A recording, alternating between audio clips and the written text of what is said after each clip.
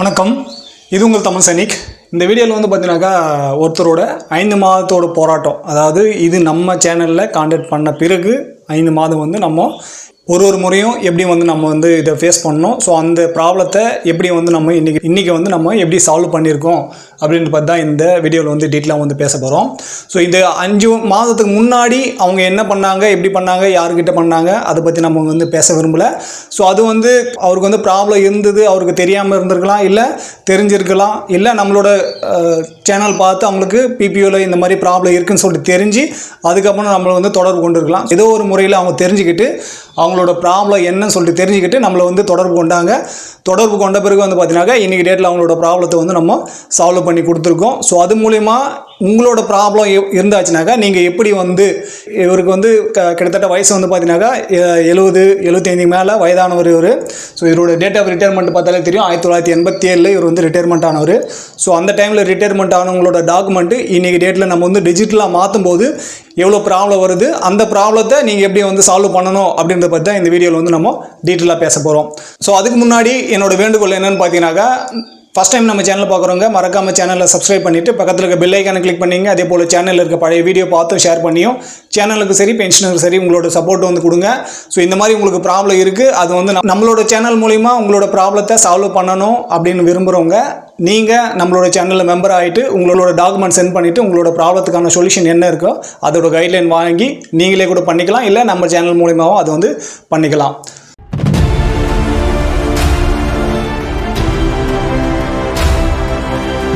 ஏற்கனவே சொன்ன மாதிரி 5 மாதம் தான் நம்ம வந்து இவரோட டாக்குமெண்ட்டு வந்து ட்ராக் பண்ண ஆரம்பித்தோம். ஸோ அதில் வந்து இவரோட டேட் ஆஃப் டிஸ்சார்ஜ் வந்து பார்த்தீங்கன்னாக்கா 14/8/1987. இப்போ நீங்கள் அவரோட பிபிஓ வந்து பார்த்துட்ருக்கீங்க. இந்த பிபிஓ வந்து பார்த்தீங்கன்னாக்கா அவரோட பென்ஷன் வரும்போது இல்லை அதுக்கப்புறம் எப்போ பே கமிஷன் ரிவிஷன் ஆச்சோ அந்த டைமில் வந்து பார்த்தீங்கன்னாக்கா இவருக்கு குறைஞ்சின பிபிஓ வந்து கொடுத்துருக்காங்க. அந்த குறைஞ்சின பிபிஓவில் இவங்களோட மனைவி பேர் ஸ்பவுஸ் நேம் வந்து பார்த்தீங்கன்னாக்கா கமலான்னு சொல்லிட்டு மென்ஷன் ஆகிருக்கு, KAMALA. ஸோ இதுக்கு முன்னாடியோ பின்னாடியோ வந்து எதுவுமே கிடையாது, ஒன்லி அவங்களோட பேர் மட்டும் வந்து பதிவாயிருக்கு. ஸோ இந்த பிபிஓ வந்து கண்டினியூவாக வந்துட்டு இருந்தாச்சு.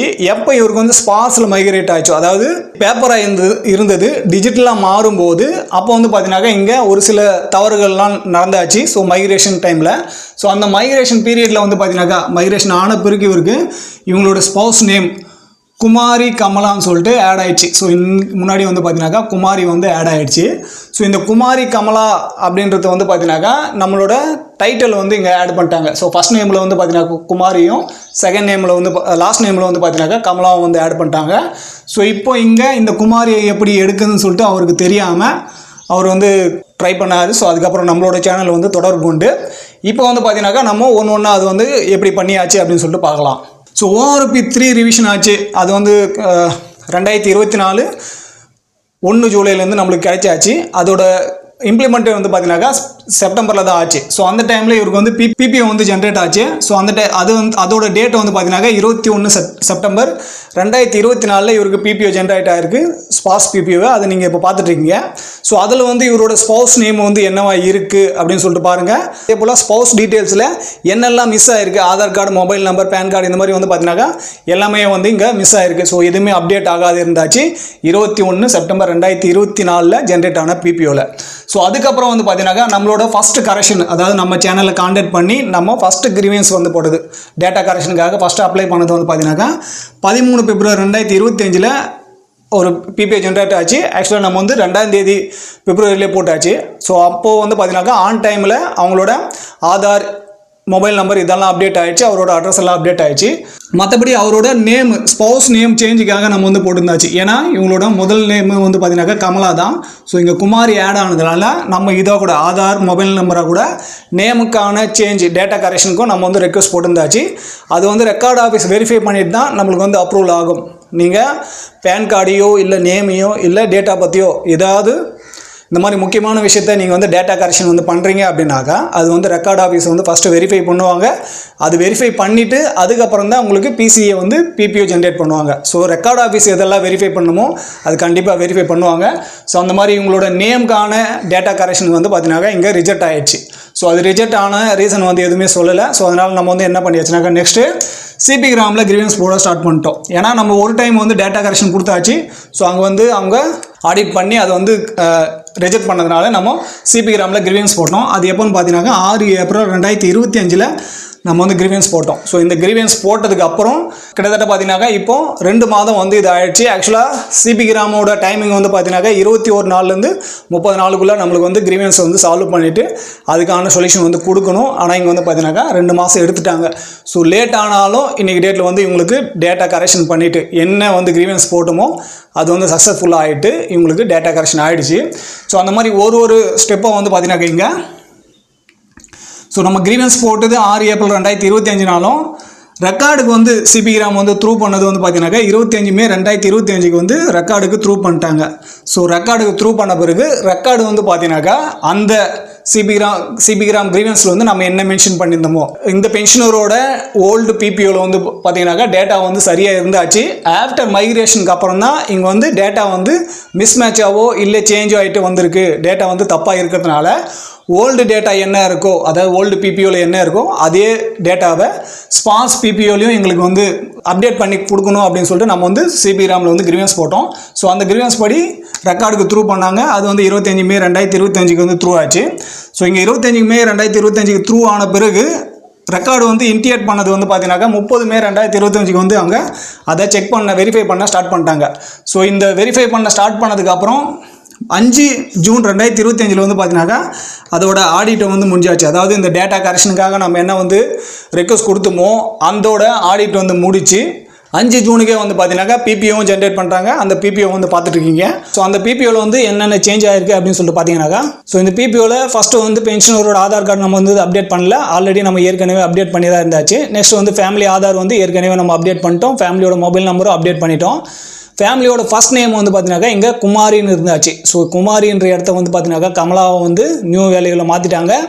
ஃபேமிலியோட லாஸ்ட் நேம் வந்து கமலாவை இங்கே வந்து எடுத்துட்டாங்க. ஸோ இந்த சேஞ்ச் வந்து இங்கே பண்ணியாச்சு. நெக்ஸ்ட் வந்து அவரோட பென்ஷனரோட ட்ரேடு வந்து இல்லாமல் இருந்தாச்சு. ஸோ ஓல்டு பிபிஓட பென்ஷனர் ட்ரேடு இருந்ததுனால இங்கே ஆப்ரேட்டர் கம்யூனிகேஷன் வந்து அவரோட ட்ரேடோ மென்ஷன் பண்ணியிருக்காங்க. நெக்ஸ்ட் வந்து கம்யூட்டேஷன் பர்சன்டேஜ் அட்டாச்மெண்ட்டும் இங்கே வந்து கொடுத்துருக்காங்க.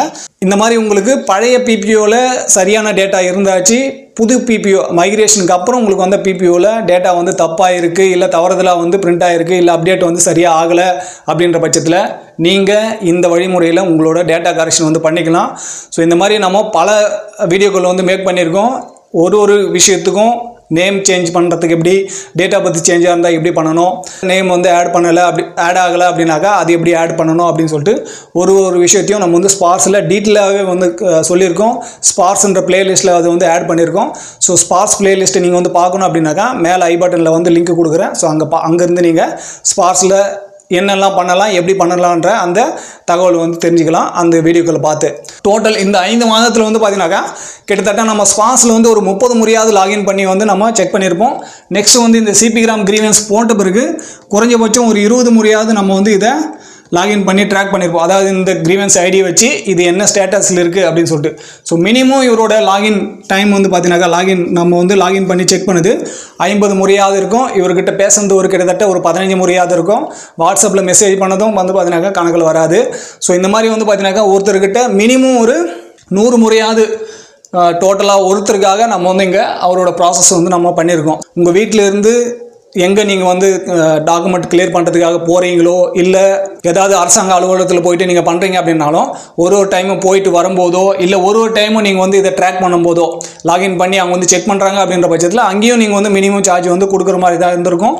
ஸோ மினிமம் சார்ஜ் கொடுத்து நீங்கள் ஒரு டைமும் பண்ணுறீங்க அப்படின்னாலும் இந்த 50 முறை இன்ட்டு 50 போட்டாலும் ஸோ உங்களோட சார்ஜ் வந்து பார்த்தீங்கன்னாக்கா இங்கே எங்கேயோ போயிட்டுருக்கோம். இந்த மாதிரி உங்களோட வீண் செலவெல்லாம் தவிர்க்கிறதுக்காக தான் நம்ம வந்து உங்களுக்கு ஒரு விஷயத்தையும் சொல்கிறோம். ஸோ அதனால் சேனலில் இருக்க வீடியோ பார்த்து உங்களோட டேட்டா கரெக்ஷன் என்ன இருக்கோ அதை வந்து செய்ய வந்து முயற்சி பண்ணுங்கள்.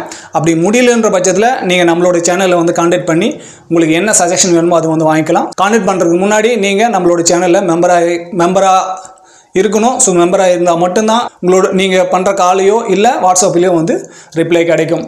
நான் ஹவுல்தார் குப்புசாமி ரங்கசாமி பேசுகிறேங்க. நான் 1987 ரிட்டையர் ஆன கோராப் சிக்னலில் இருந்து அப்போ இருந்த டாக்குமெண்ட்டில் ஸ்பௌஸினுடைய நேமு கமலான்னு இருந்தது. ஆனால் எப்போ ஸ்பர்ஸில் வந்து சேஞ்ச் ஆச்சா ஸ்பர்ஸில் டாக்குமெண்ட்டில் ஸ்பௌஸினுடைய நேம் வந்து மிஸ்மேட்சிங் ஆகிடுச்சு. நானும் ஏதேதோ பண்ணி பார்த்தேன்.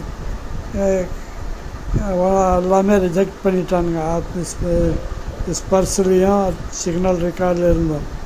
அப்புறம் தான் நான் வந்து தமிழ் சைனிக்கை காண்டாக்ட் பண்ணேன். தமிழ் சைனிக்கை காண்டாக்ட் பண்ணி அவர்கிட்ட எல்லாமே சொன்னேன். அவர் பழைய டாக்குமெண்ட்டு, புது டாக்குமெண்ட்டு, ஆதார், பானு எல்லாமே அனுப்பி வச்சேன். அவர் எல்லாமே ஒவ்வொன்றா செஞ்சு கொடுத்தாரு. முதல்ல ஆதாரை அப்டேட் பண்ணார், அப்புறம் பான் அப்டேட் பண்ணார். அதுக்கப்புறம் சிபி கிராமில் வந்து இது பண்ணார், மெசேஜ் அனுப்புனார். அப்புறம் அவங்க எல்லாமே செக் பண்ணிவிட்டு ஆடிட் பண்ணிவிட்டு கரெக்டாக இது பண்ணிவிட்டு இப்போ எனக்கு மேட்சிங் பண்ணி வச்சுட்டாங்க. பழைய டாக்குமெண்ட்டில், ஆதாரில், பானில் என்ன பேர் இருக்கோ ஸ்பௌஸுது அதே மாதிரி பண்ணி கொடுத்துட்டாங்க. பண்ணி வந்துருச்சு. எனக்கு கல்ச்சன்றம் பிபிஓ வந்துருச்சு. அதனால் நான் தமிழ் சைனிக்கு மிக்க நன்றி உள்ளவனாக இருக்குது. என்னால் நடக்க முடியாது, எங்கேயும் போக முடியாது. நான் சிக்னல் ரெக்கார்டில் ஃபோன் பண்ணி கேட்டதுக்கு அவனுங்க நீ அப்டேட் பண்ணி பேப்பரில் அட்வர்டைஸ்மெண்ட் கொடுத்து அப்புறம் எல்லா சைனிக் போர்ட்டுக்கு போய் அவங்க ரெக்கமெண்டட் பண்ணி அனுப்புனா தான் ஆகும் அப்படின்னாங்க. ஆனால் ஸோ இந்த வீடியோ மூலிமா நான் என்ன சொல்ல உங்களுக்கு முயற்சி பண்ணணும், அது வந்து பிடிச்சிருந்தாக்கா வீடியோ லைக் பண்ணுங்கள். ஃபஸ்ட் டைம் நம்ம சேனல் பார்க்குறவங்க மறக்காமல் சேனலை சப்ஸ்கிரைப் பண்ணிவிட்டு பக்கத்தில் இருக்க பெல் ஐக்கான் கிளிக் பண்ணிங்க. அதே போல் சேனலில் இருக்க பழைய வீடியோ பார்த்தும் ஷேர் பண்ணியும் சேனலுக்கு சரி பென்ஷனுக்கு சரி உங்களோட சப்போர்ட் வந்து கொடுங்க. நம்ம சேனல் மூலிமா உங்களுக்கு ஏதாவது இன்ஃபர்மேட்டிவாக மெசேஜ் வந்து கிடைச்சிருக்கு அப்படின்னாக்கா, நம்ம சேனலுக்கு நீங்கள் சப்போர்ட் பண்ண விரும்புனாக்கா இந்த QR கோடை ஸ்கேன் பண்ணி நீங்கள் நம்மளோட சேனலுக்கு வந்து உங்களோட சப்போர்ட்டை வந்து தெரிவிக்கலாம். ஸோ இந்த வீடியோ கடைசி வரைக்கும் பார்த்தது நன்றி. இதே போல் இன்னொரு வீடியோவில் மீண்டும் சந்திக்கலாம். நன்றி, வணக்கம்.